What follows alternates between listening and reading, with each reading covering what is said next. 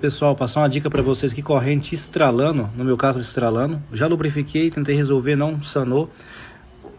Falando com a pessoa, ela me passou uma dica e no meu caso resolveu. Solta esse parafuso aqui de baixo aqui, tira o pedal, coloca para trás.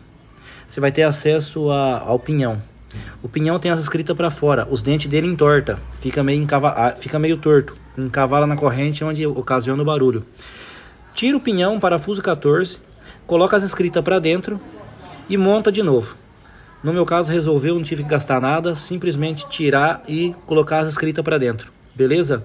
Aí monta de novo os parafusos de baixo, coloca o pedal, estica a corrente, resolveu, beleza? Passando a dica para vocês aí. Vou colocar a foto aqui embaixo aqui do pinhão para vocês verem, beleza?